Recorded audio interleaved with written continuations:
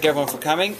The title of today's shir is Writing, Abbreviating, and Dreaming the Yemei Sefira Saimer. We're going to try to discuss various other forms of counting the Sefira Saimer, not in the typical speech form of today is X amount of days and X amount of weeks, rather carrying it through and counting it either through forms of writing or counting it in a sophisticated mathematical equation, or dreaming about the days of Sefira Saimer.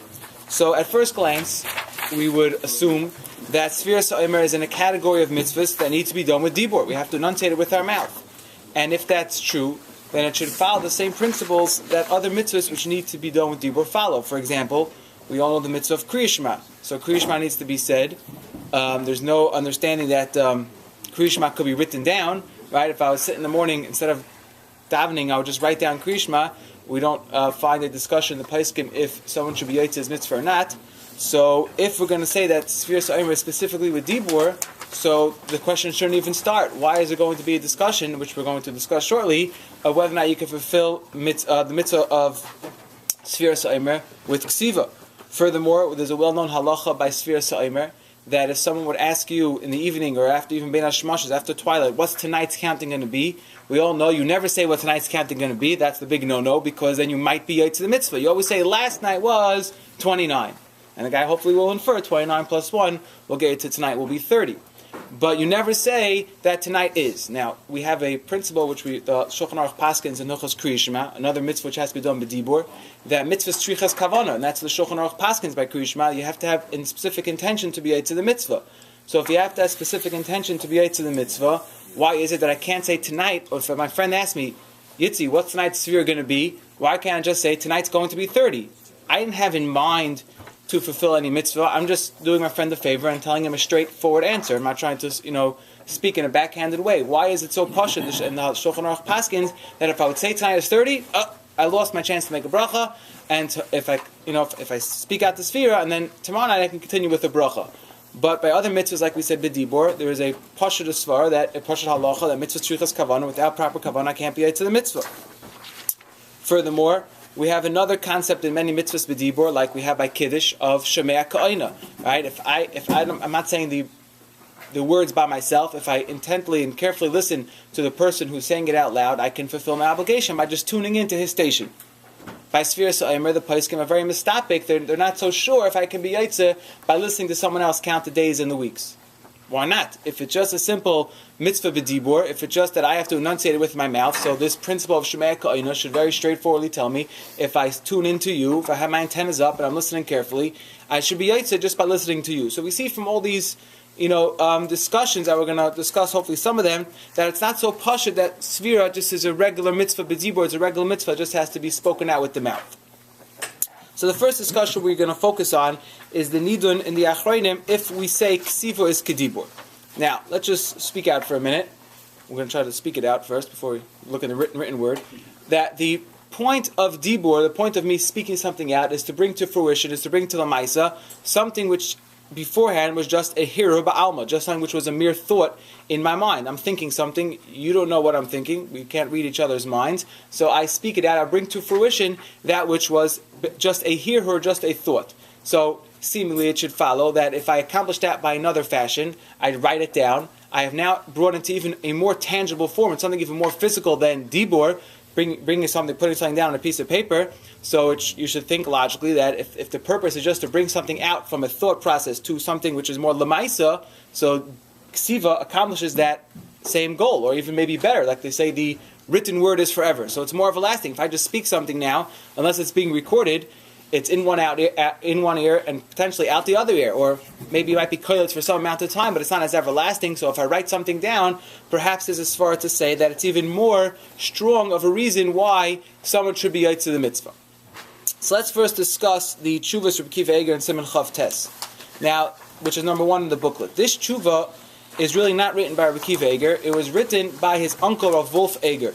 Just a slight historical background. Rav Wolf Eiger was the uncle of Reb Akiva Eiger. It was not his father's brother, as you might have thought, because his last name was Eiger and his last name was Eiger. Rather, it was his mother's brother, and for specific reasons we're not going to discuss right now, Reb Akiva Eiger adapted his mother's last name.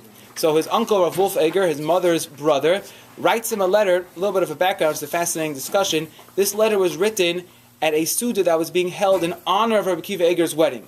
Akiva Eger was getting married in some town further away in Europe, and in those days it was hard to travel. So his uncle and other family members and other Rabbanim who were very excited, but for whatever reason physically could not travel to the Chasana, they held a Suda in their town in commemoration of the Chasana that was taking place a couple hundred kilometers away. And what did Talmidei Chacham do by the Suda? I'm sure they ate a little something. I don't know if they had any fleishiks, but at least they sat and they discussed Torah the whole Suda.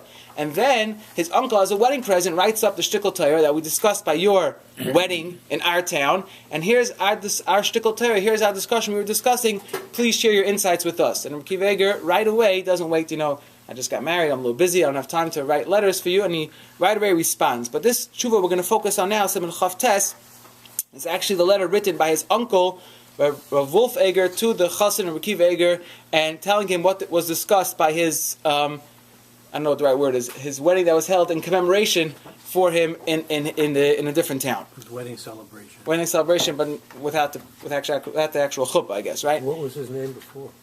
Other last name was Gins. Akiva Eger Gins. Gin? Like Gans, Gins, I don't know, Gimel Yud Nun Zayin. Okay, so they discussed many rayas from various places throughout Shas. We're going to try to focus on some of them. We're not going to be able to discuss all of them. We'll try to pick out some of them and try to bring from there. If you could say, yes, Kesiva is Kedibur, that writing something is accomplishing the same halachic outcome as speaking it out, or not. So the first case they discuss is if someone takes his pen and writes down, Hareini Mikabel Olai, I'm accepting upon myself, Chaymer HaShavua, the full validity and the full stringency of an oath to do ... I'm accepting upon myself that I will do a specific action. So if I speak it out with my mouth, so that's a full-fledged shvuah, I'm now obligated to carry forth that oath. The question is, if I write it down, does that writing carry the same stringency as speaking it out or not? So Rav Wolf Eger quotes from other previous shuvas, we're just going to focus on the way he speaks it out, is that unless you speak it out with your mouth specifically, the shvuah is not valid. So if I write down Hareini Mikabel Olai shvuah, I never speak it out with my mouth, I just write it down on a piece of paper, even if it's plastered all over the shul, that I swear I will do this, according to many poskim, that it is not a valid shvuah. Writing it down is not obligate me as a way of an oath. Now, it might be I should carry it out because I wrote it down and it's only honest if I would carry through my word. Fine, that's true, but in Chaymer HaShavua, could you hold me to the fact I took an oath to it? In Halacha, the answer is no. So Rav Wolf Eger wants to say, so this should seemingly imply that Ksiva is not Kedibor, because if I speak it out, then I have to keep my shvuah. But if I write it down, I don't have to keep my shvuah. Does he have to announce it in the shul or something? Who has to be there to hear about it? When any time a person takes a shvuah, that's a good question. Well, even if he speaks it out privately, if he speaks it out, then he will be obligated to uphold it. Now, if no one else knows about it, that might be a technical issue that no one else can hold him obligatory to it. But he himself, if he speaks it out, he has become mechuyev in a binding oath. If he only writes it down, we're saying, that doesn't bind him. But he has to verbalize it. He has to verbalize it. So that would seem to imply, since he has to verbalize the oath, that ksiva is not kedibur. However, Rav Wolf Eger and Akiva Eger both are matcha this right. They deflect this proof and say, no, there's a specific halacha, which we're not going to get involved in all the details of it, but the Gemara learns out that there's a halacha by Shavua of bitoy sifasayim. A person must enunciate it with his mouth. And until one does that, it's a gzeres hakassav by Shavua, that it's not a binding oath. So although by shavuos we see, by oaths and vows, we see that if a person writes it down, it doesn't bind him. But you can't bring that as a proof to other cases of whether or not ksiva is kedibor. So therefore, by Sefira Omer, we have no proof yet from the case of shvuah. So that's attempted proof 1, and then deflect on proof 1. The next raya they attempt is from a Gemara in Megillah. The Gemara in Megillah in Daf Yud Chesed Beis is discussing, the Mishnah says, that if a person is writing a Megillah, a Sefer who's writing a Megillah, or a person who's reading a Megillah, and he's reading the words to correct and see if there's any printing, writing mistakes in the Megillah. So the Mishnah says, if he has specific intention while he's writing the Megillah to be Yaitza, the Kriyas HaMegillah, let's say it's on Purim Day, he's writing a Megillah on Purim Day. If he has specific intention to fulfill his obligation, he is Yaitze. If he does not have the specific intention, if he doesn't have the right kavanah, he is not Yaitze the mitzvah. So the Gemara asks, for the exact details, what exactly is this case talking about? So the Gemara clarifies, the case is talking about where he's writing the psukim by heart. So he writes them out, he says them out loud, and then he writes them down. And that's why you could be Yaitze, because you're speaking it out. That would seem to imply that just writing the Megillah by itself without speaking out the words, there is no havamina that you should fulfill your obligation of Megillah. Now, why is that? If you say ksiva is kedibur, if you would say that writing is like speaking it out, why does the Gemara have to say that you are specifically reading the Megillah and then writing it down? Just writing down the Megillah, vayhi b'mei achashverosh, even if your mouth is silent, you should have fulfilled your obligation. Therefore, that would seem to imply that ksiva is not kedibur, that writing it does not fulfill your obligations of speaking it out, and therefore the Gemara has to specifically say that you are speaking it out loud while you're writing the Megillah. He writes it first, then speaks it out. Speaks it out first, and okay, fine, right, you're correct. I'm sorry, right, you're correct. He writes it out and then he speaks it out, so it's as if he's reading it from a written document, as opposed to saying it by heart. Correct. Okay, thank you.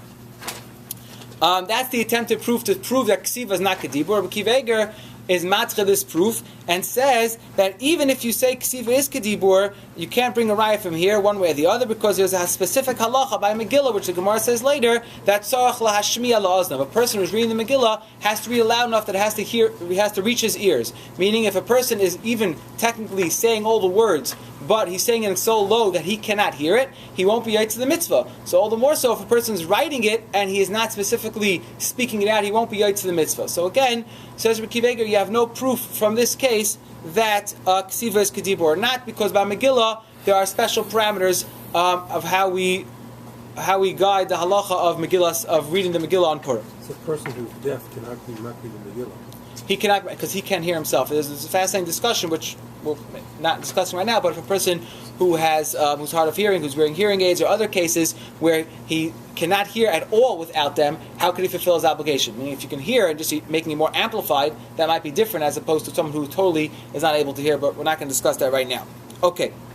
The third attempted proof to weigh in over here of whether or not we could say ksiva is kedibur or not, Rav Wolf Eiger brings a proof from Hilchas Pesach. He brings that the Beis Yosef in Hilchas Pesach writes, why is it that we make the bracha on Erev Pesach at the night before while we're doing the B'dikas Chametz?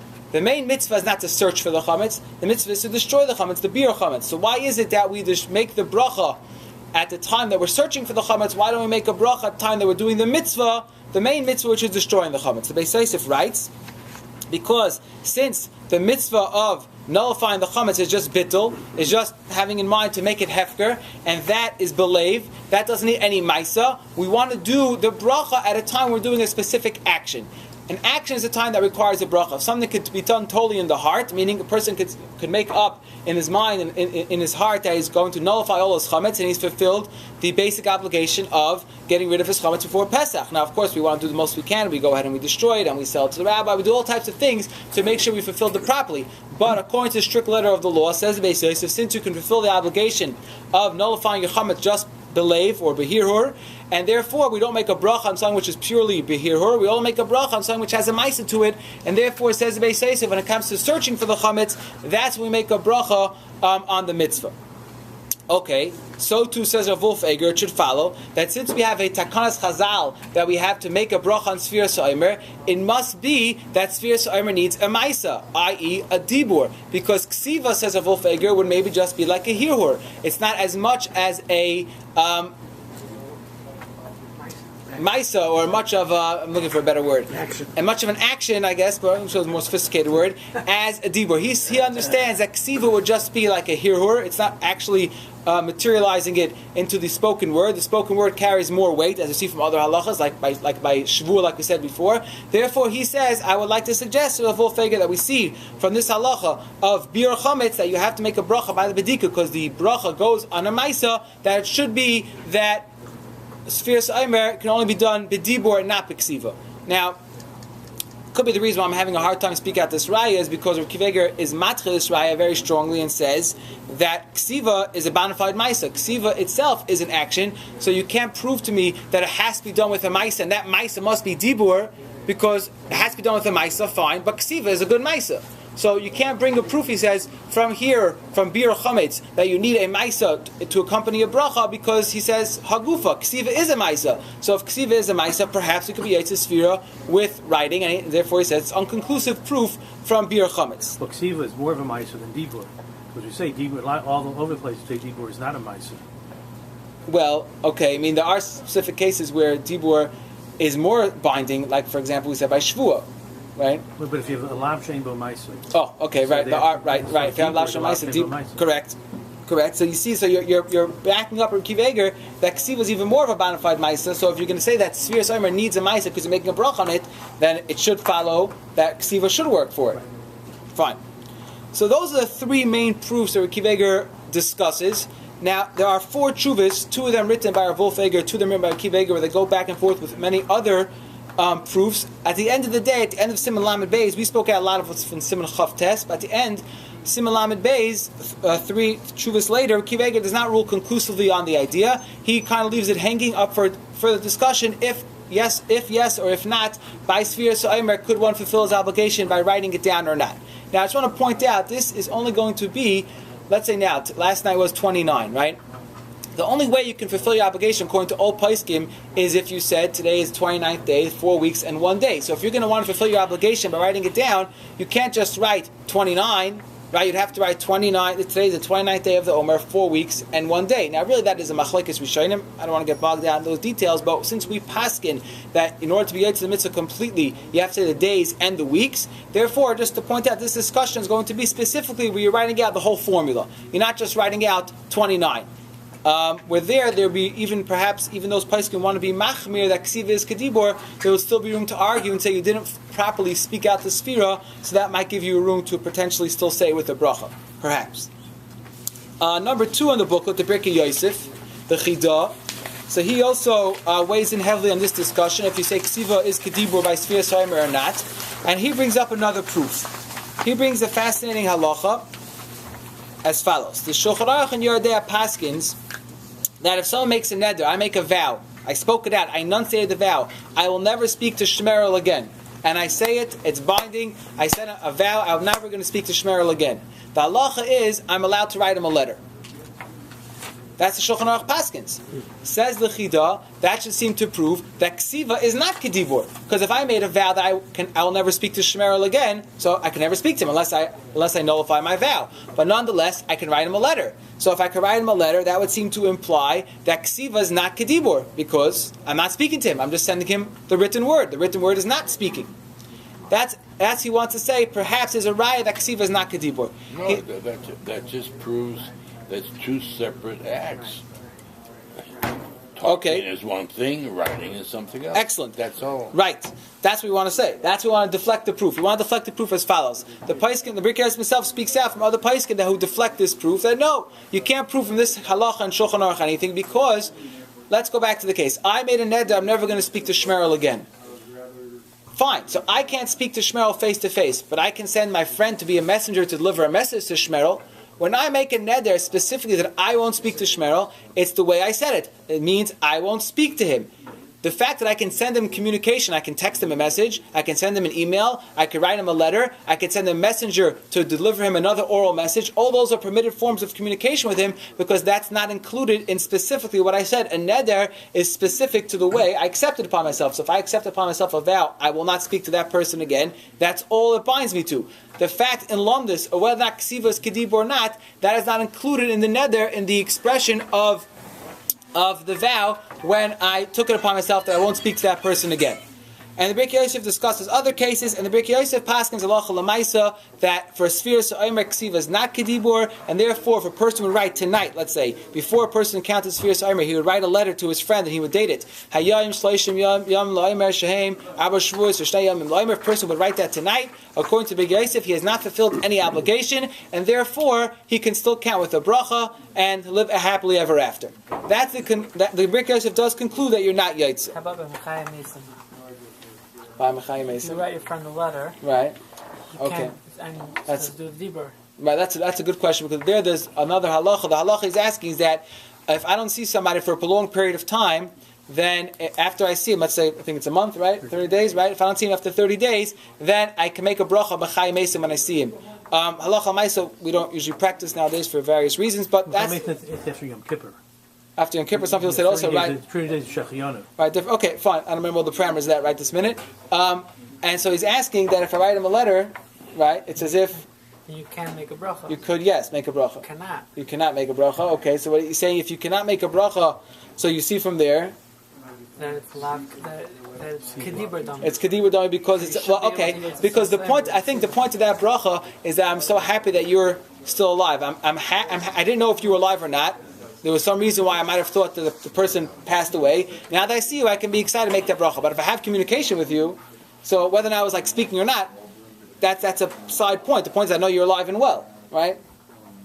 So I've proven you're alive and well from the fact that I wrote you a letter. I texted you a message.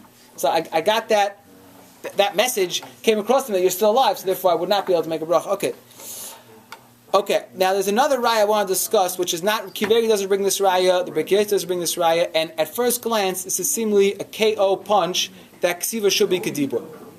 The Chassam Sofer discussed this raya Bekitzer. It's a number 3 on the papers.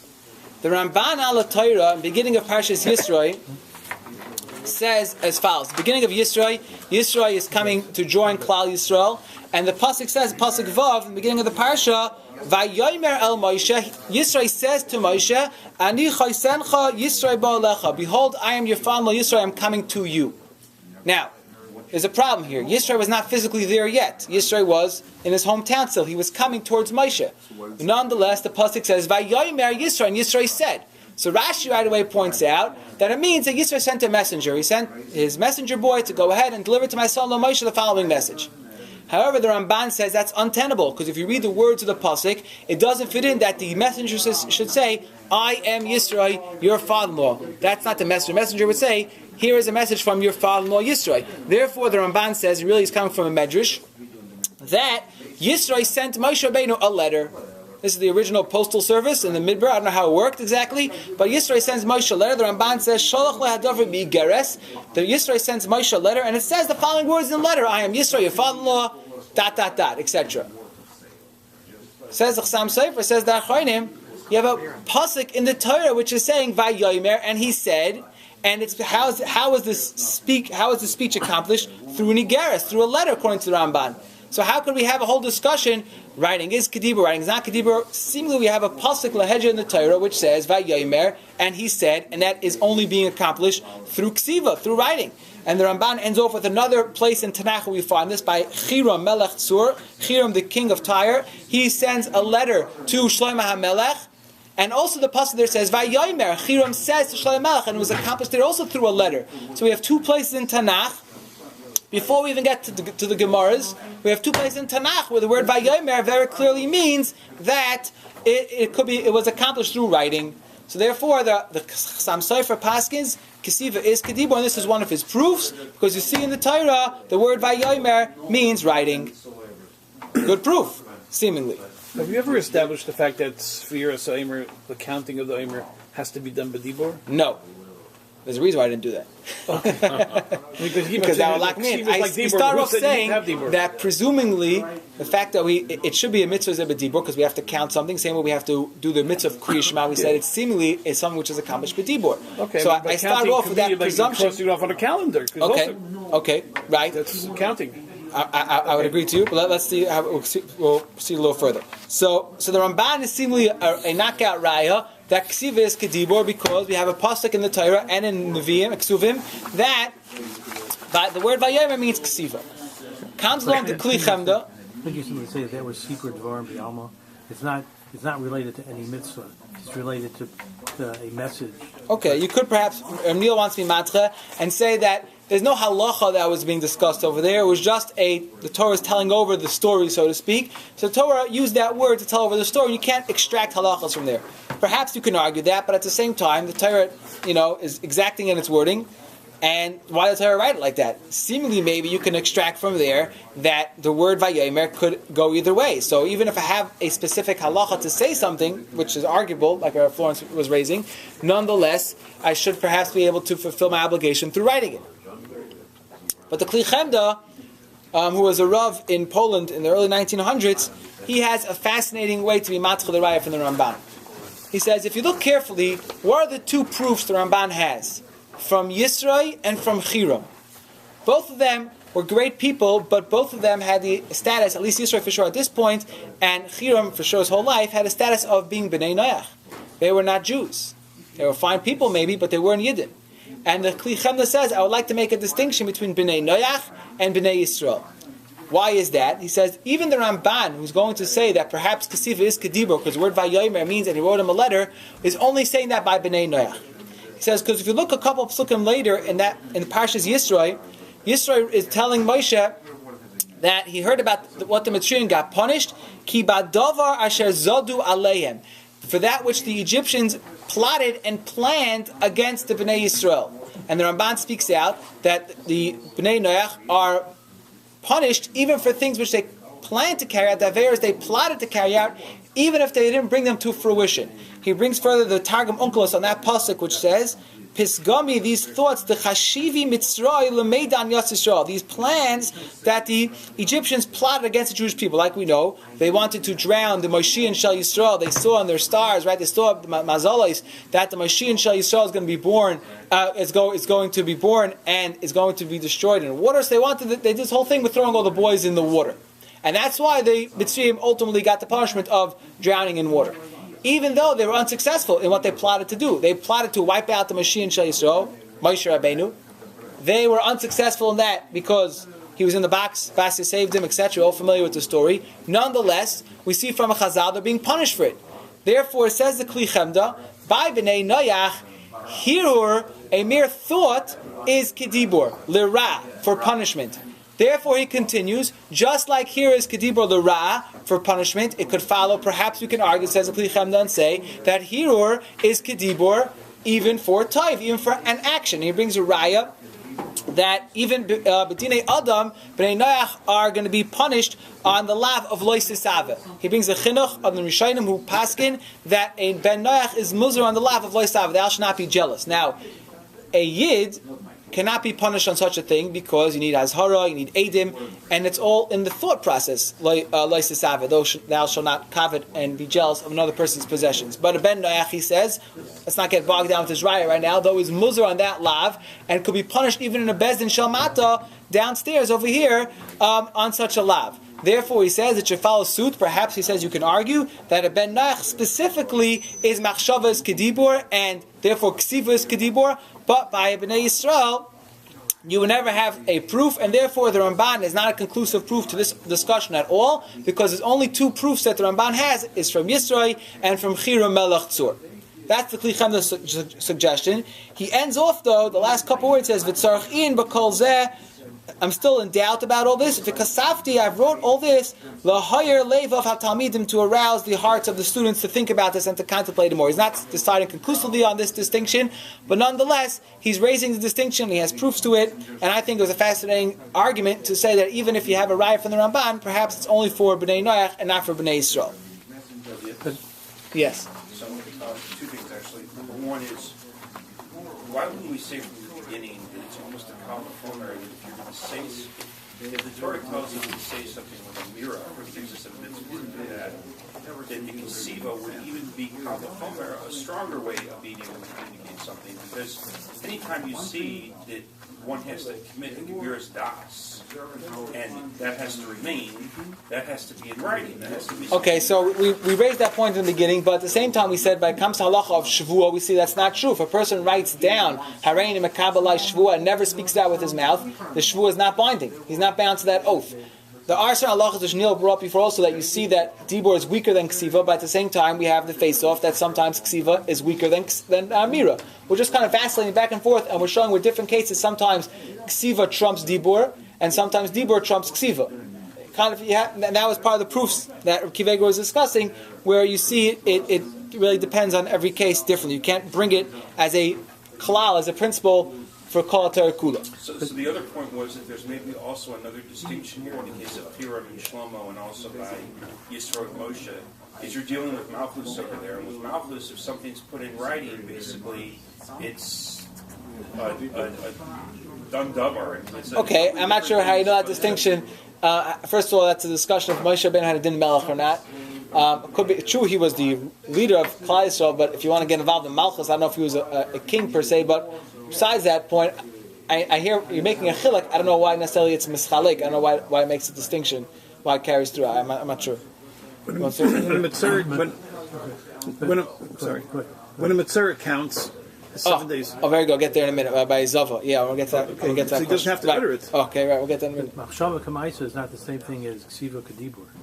Okay, fine. You could argue that point, but we said in the beginning, perhaps ksiva is at least a machshava. Perhaps it's more than a machshava, but at least it's a machshava. So if you're going to say that machshava is kemaisa, then perhaps that's the klichem that was vacillating. Perhaps even ksiva won't be more than that. Okay, let's move on and drop. We have enough. We'll get back to this shortly, but let's change channels for a minute. The Mishnah Berurah, number 6, we'll skip to number 6 for a minute, speaks out in Hilchos Sefira Soimer that if someone on the 39th day of the Omer wants to be a little sophisticated, and instead of saying tonight is the 39th day of the Omer, he wants to say Hayoim is Arboyim Yomim Chaser Achas, right? Today is 40 minus 1. He has fulfilled his obligation. He has Fulfilled his obligation if he said tonight is 40 minus 1. That's what Mishnah Berurah says, doesn't discuss more than that.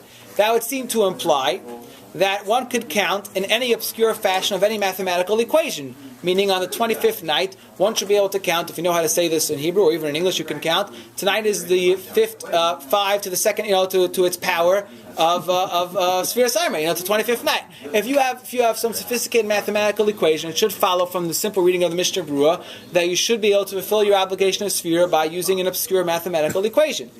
However, Shlomo Zalman points out that wouldn't be true.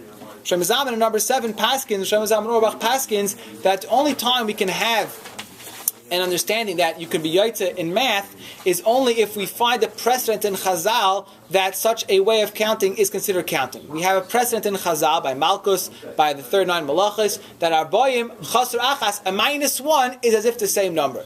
So says the Shlomo Zalman, the Mishnah Berurah is coming from those Achrayim who say that you can count in a mathematical equation that would only be in a way where you're doing it in a minus 1 fashion. Now it's not limited to the 40 minus 1 night, not limited to the 39th night. If on the 31st night, you want to count tonight as 31, or on the 30th night, if you want to count tonight as 31 minus 1, whatever, you would also be able to fulfill your obligation. Because any minus 1, says Shlomo Zalman, we see in Chazal, is counted as a mispar, as a number. If you have other sophisticated math, even if it's basic math, 3 plus 3 to get to 6, says Shlomo Zalman, you would not be able to fulfill your obligation of counting in such a fashion.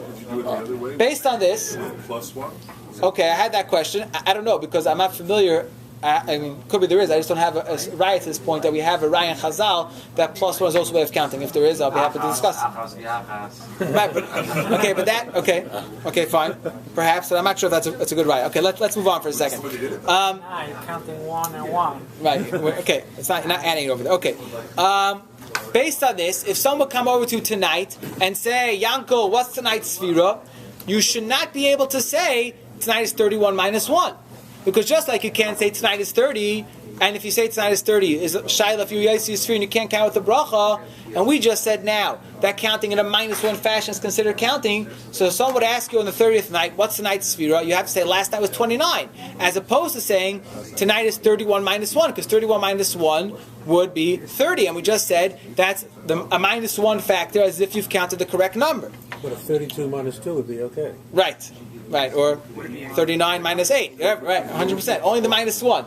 However, the Ber Moshe, the Debretziner Rav in Shuvas to number 8 says, if someone answers in a wisecrack fashion, if you go over to a guy and he answers you in such a fashion, it's clear that the guy had no intention to be yaitze. He's just trying to be a cute guy. He's trying to answer in a cute fashion. So he says, therefore, even though the Poskim are saying that someone could be yaitze in a minus 1 fashion, however, if someone would respond like that, he's saying halacha. He's paskening that you would not be yaitz the mitzvah, and you can still continue to count with the bracha. So again, if someone come over to you tonight, right? Okay, I didn't use that word specifically and you'll see why in a minute.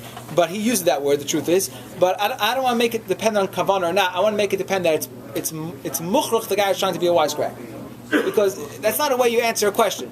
So if you're answering it in such a fashion, it's pashit. Whether or not, don't get involved, don't get bogged down if it's mitzvah shrichas kavanah, mitzvah ain't shrichas kavanah.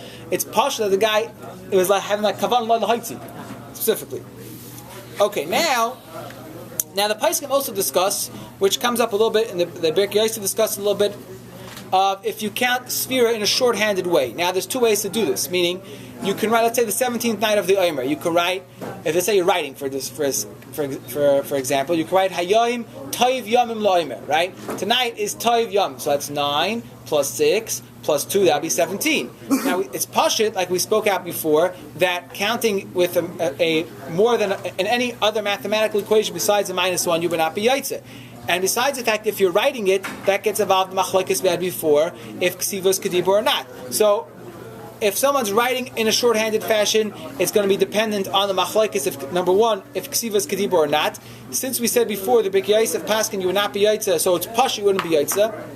But even if one would count in such a fashion, like someone would say, Hayoim Toiv Yom Loimer, or a person would say, Hayoim Chai Yomim Loimer. Chai is 18, but it's because it's 10 plus 1. But it's not that Chai is itself a misbar, it's not a number, therefore, it would follow you would not be out to the sphere in such an instance. Now, the Chshuk Chemed, yeah. Refers this like with Lag BaOmer. Okay, right. So it'll be the same halacha. If someone would say, let's say this Wednesday night, someone would say, tonight's Lag BaOmer. So according to most Paiskim, and I understand this to be the halacha, that you would not be to the mitzvah. Even though I said tonight's Lag BaOmer, but Lag BaOmer is Lamed plus Gimel. That's sophisticated mathematics. That's not a simple -1 equation. Since you're getting involved in math, so according to most of the Paiskim, you not be to the mitzvah in such a case, and therefore you can continue to, you can make a bracha that night, meaning, let's say before Meyer, whatever the case is, someone asks you something, you say, tonight's Lag BaOmer, we could go to the bonfire. So you have not fulfilled your obligation, and you can go ahead now and count still with the bracha. Now, the Chshuk Chemed brings a cute riddle, and at first glance, it's a pashut l'shayla, but I want to explain why it's not such a pashut l'shayla. He asks, where could we have a case where a person counted every single day of Sefira Sa'omer, the weeks, the days properly, with the and nonetheless he cannot continue counting with the bracha? Meaning, where's a case where somehow in the middle of days of Sefira Sa'omer he counted everything till now with the bracha, days and the nights, and however something happened in the middle, now he cannot continue making a bracha anymore.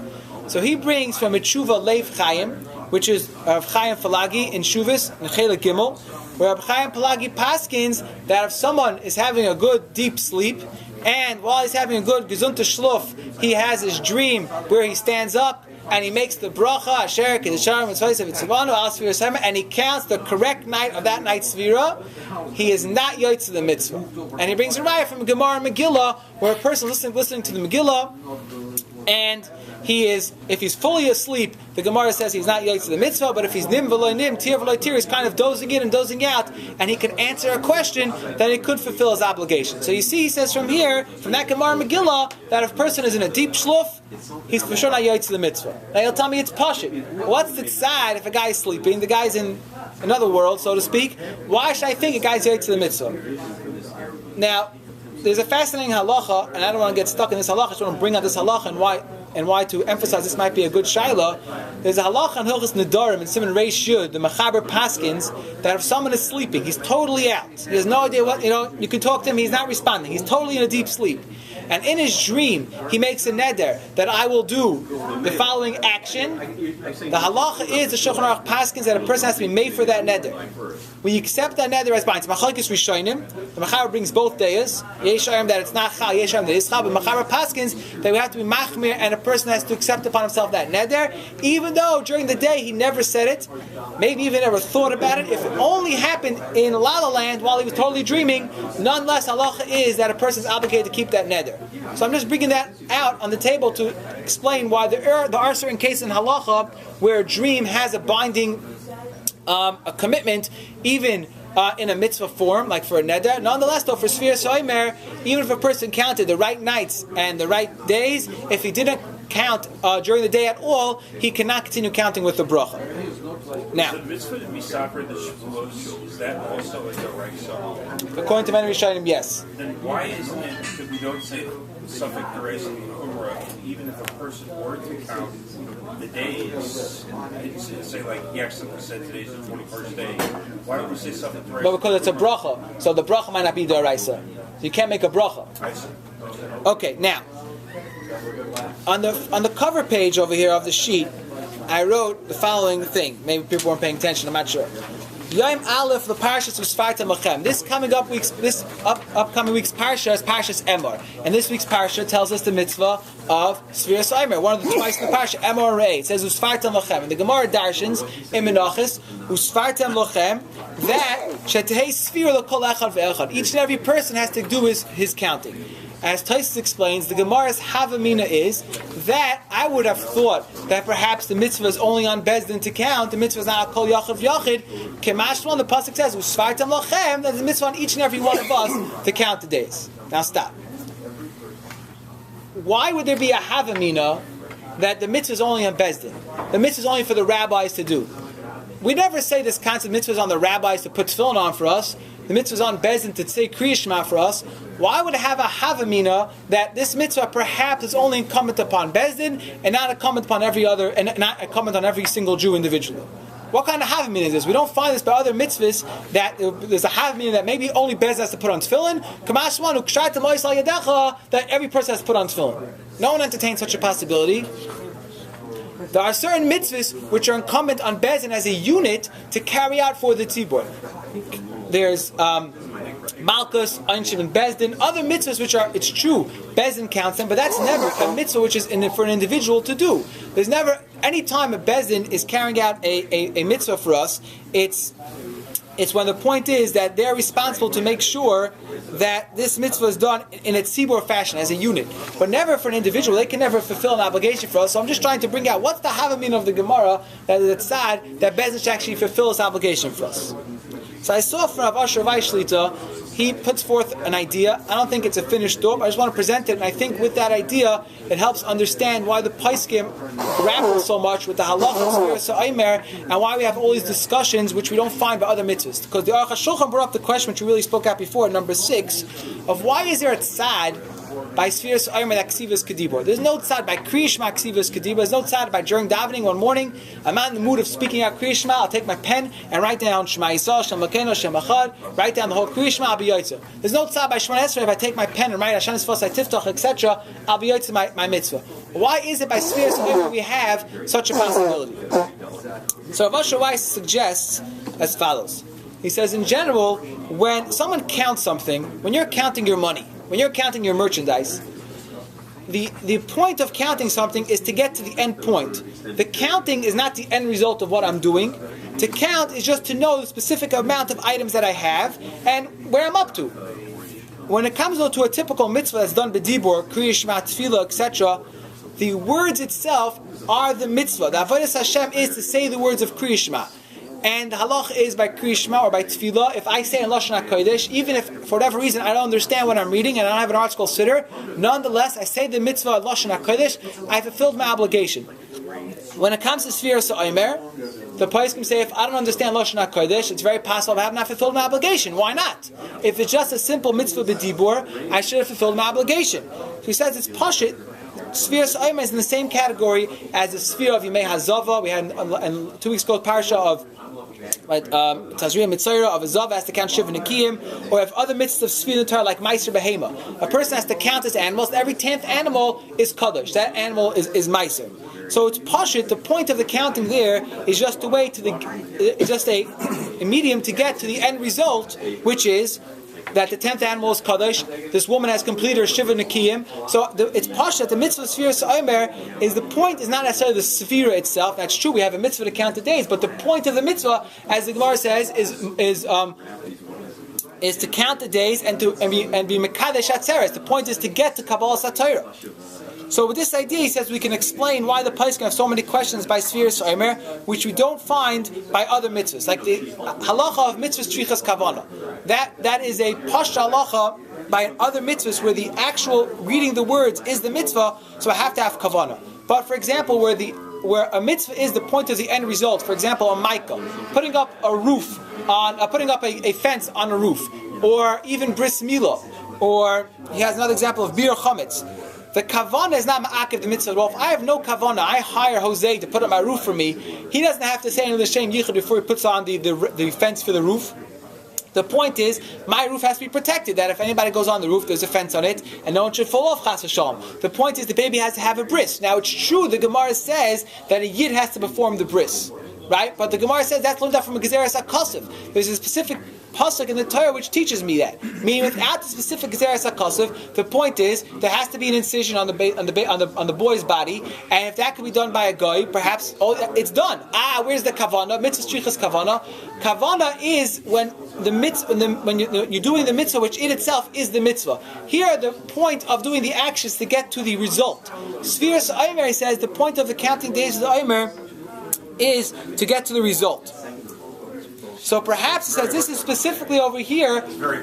We have a shayla. Okay, this is not a finished thought. It's not finished because a lot of things they have to tie together. But he's saying that just this idea, he says, is why at least we can entertain the possibility of why there's a shayla of ksiva k'tiba by Sefira, and we'll never entertain the possibility by Kriya Shema. Simply because Sefira Omer, although it is a mitzvah, just like it's a mitzvah to be Sefira Yemei Zava, but that's not the end. That's not the point of the mitzvah. The point is to get to the end result. So perhaps you can argue that by ksiva you're getting to the same end result or not. So that's going to be an argument.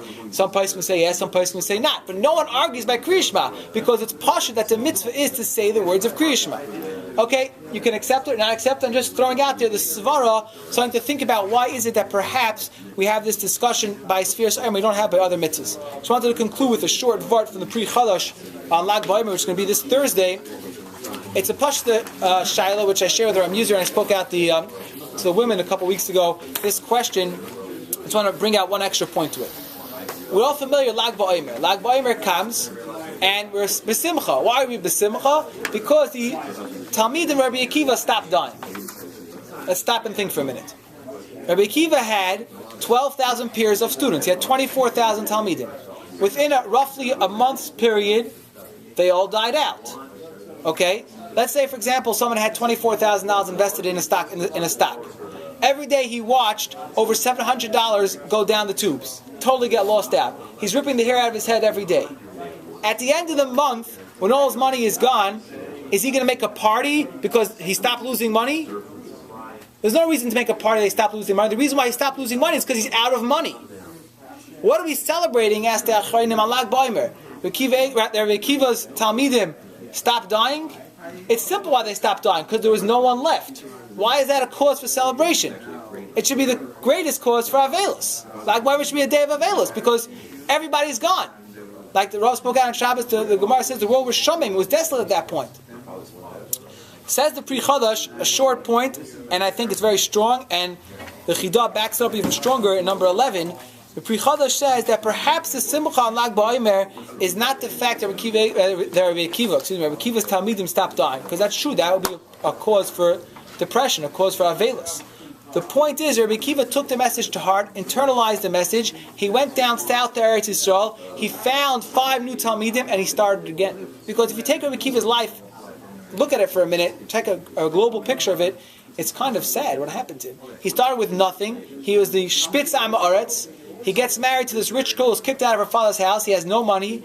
He goes 24 years, studies in yeshiva. He builds up an empire of 24,000 Talmidim, and in a month, it's all gone. That's enough to send anybody into a deep something that's not going to let them rebuild. Rabbi Akiva realizes there's a message here. He gets the message that Shlai Nagu Kavod Zeh B'Zeh. He deheres that there was some lack of a fusion of Torah and Midos here. He's able to start again. The Simcha Lag BaOmer, and the Chidah writes that Rabbi Akiva started Lag BaOmer again to teach the 5 new Talmidim. That's what we're celebrating. The Rabbi Akiva was able to rise from the ashes and continue doing what he was able to do best, which was teach Torah. And thank goodness he did that, because that is our continued Meseres HaTorah. Roif of Torah Sheba'al Peh is coming from Talmidei Rabbi Akiva. So the Simcha Lag BaOmer is not that Rabbi Akiva's Talmidim stopped dying, but it's more than that. It's Rabbi Akiva started again. He started fresh. He started with a fresh start, and with that, he was able to infuse new energy into Torah Sheba'al Peh, and which was to fulfill the days of Sefira properly, and to a richtige Kabbalah Satayah.